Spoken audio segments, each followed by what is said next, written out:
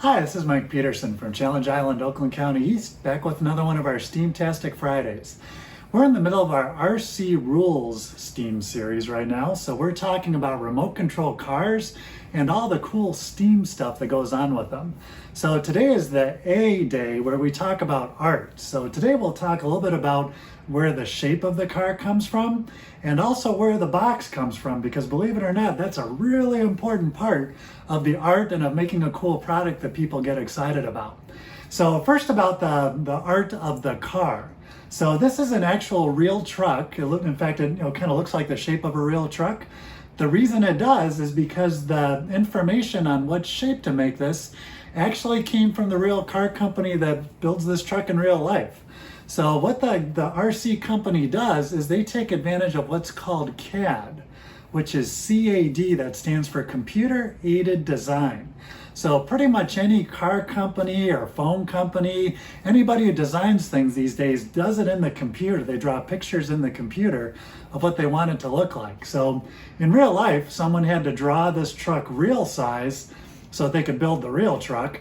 And then for the RC car, what they did is they took that data and then shrunk it down so that it would fit on here, because since we couldn't build a full-size truck. So then the important thing to keep in mind when they do that is they need to figure out what scale they want to make it at. In other words, how much smaller than the regular size truck do you want the RC truck to be? So here's an example of how that works. So if you go shopping for an RC car, you might see that a car might be 1/12 scale or 1/24 scale, 1/32 scale. What that means is that tells you how big the original truck was compared to how big your model truck is going to be. So for example, if we buy a car or a toy car that's a 1/12 scale, let's say that the real car, like this race car here, was 12 feet long. That means that the model car we buy is going to be 1/12 of that size. In other words, about 1 foot long is all. Where if the number is bigger, for example, 1/24, that's actually the scale this was done at. That means that if the truck was 12 feet long, we divide by 24, which means our model or RC car would end up being like 6 inches or about half a foot. So the bigger that number, the smaller the model car is going to be. So when you're shopping for cars, that's something to keep in mind. You can use a little math to figure out how big that real truck or car was in real life. Now, when it comes to making it, once they get that data and they get it shrunk down to the right size, then they have to turn it into a cool piece of plastic like this so that it can go on the car. The way they do that is through a process called injection molding. So if you can see my next picture here, it might be a little hard to see, but what they do is they take a block of metal and then they carve into it the shape of that truck or that robot or whatever they're making. So they have two pieces of it. One's kind of the top of it and one's kind of the inside of it. And then they put those together kind of like a big sandwich, and within there's just a little bit of space in between those two molds. They shove in a bunch of really hot plastic. So when it goes in there, it cools down pretty fast. And then when it cools down, it ends up making the shape of the truck we're looking at. So kind of like when you make ice cubes in a container. If you ever pull an ice cube out, have you ever noticed it's the same shape as the ice cube tray? Same thing here. The shape of the car ends up being the shape of that injection mold that they use to make it.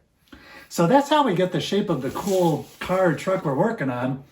The other piece of art we wanted to hit real quick is how do you know what the truck can do or what the car can do when you go buy it? So the box that comes in is a really important piece of helping people understand that. So for example, if you look here, some important things to include on the box is of course a picture of what it is so people know what they're getting.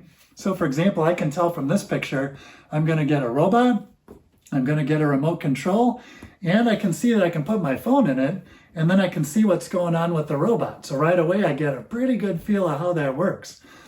Another thing they'll do too is they want to tell you all about it, but you need to do it in a way that it makes sense to people. So sometimes they'll make special pictures or what they call icons to make it easy to understand what's going on inside the robot or what it can do. So just for example, these might be a little hard to see, but here I can see that it's a 12.8 volt battery. I can see it's made of lithium ion, where if you watch our S lesson from a couple weeks ago, that means it's using some good technology for the battery. It also runs at 2.4 gigahertz, or if you watch our video from last week, that tells you that it can send a lot of data into the robot to make it do some cool stuff. It shows that I can control it and move it in all kinds of directions. It works on Wi-Fi. It even has audio, so it makes sounds and does all kinds of things like that. So without having to read a lot of words, I can just glance at those pictures and get a pretty good feel for what it does, and I can decide if that'd be a fun toy to buy or not. So next time you're out shopping, take a look at those things. So next time you see a model car or truck, see if you can find the scale, so the 1/12th or the 1/24th. See if you can figure out how big that car or truck was in real life.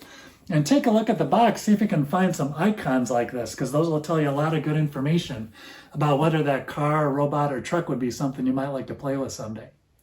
All right, with that, thank you very much, and we'll see you again next week.